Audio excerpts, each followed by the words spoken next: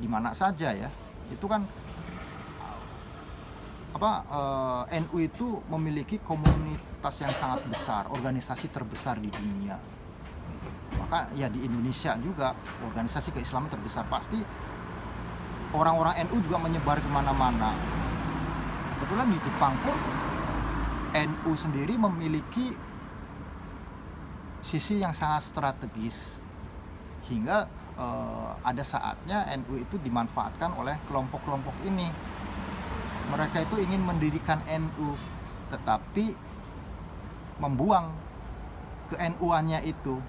Jadi NU di Jepang itu masih dalam quote and quote itu masih dipertanyakan loyalitasnya pada PBNU. Kalau misalnya NU di Jepang solid katakanlah, ya tidak mungkin KMI itu akan dikuasai orang-orang yang memusuhi NU katakanlah. Karena jangan salah ya, FPI itu secara kultural itu katanya NU, tapi FPI itu sebenarnya adalah organisasi yang membentuk sekte tersendiri gitu. Memang mereka itu tahlilan segala macam kan, tetapi mereka anti juga pada PBNU, karena mereka lebih jargonnya itu NU ke Mbah Hasim.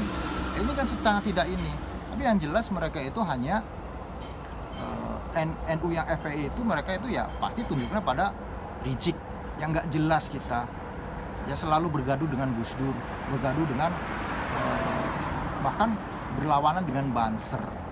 Makanya ya lucunya itu ada juga mereka itu, saya lihat golongan radikalisme itu memang pintar bermain dua kaki. Di satu sisi mereka itu sangat mencela-cela Gus Dur segala macam, tapi di bawahnya itu mereka mengerahkan FPI itu untuk menyusupi ke orang-orang NU. Jadi NU itu bingung gitu di sini. Kayak misalnya, kenapa sih kita harus memusuhi ini? Toh kita juga bisa kegiatan bareng. Kita juga NU secara syariahnya gitu ya. Tetapi kalau misalnya katakanlah, kalau misalnya Anda itu memang cinta NU, ngapain nggak masuk ke NU saja gitu. Dan saya memang di Jepang itu, kita NU itu sangat eksotis, karena yang satu-satunya organisasi keislaman yang eksis itu NU.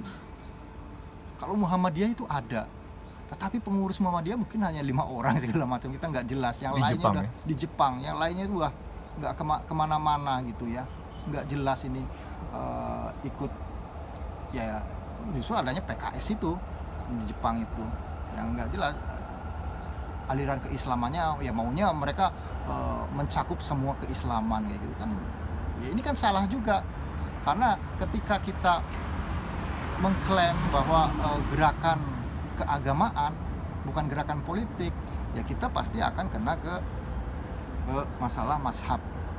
Mazhabnya apa? Seperti di Indonesia itu kan ada, kita ikut ahli sunnah wal jamaah segala macam, walaupun kita tidak mempertentangkan dengan Syiah atau Ahmadiyah ataupun Wahabi segala macam. Di Indonesia itu sebenarnya semuanya boleh, asalkan jangan membuat keributan.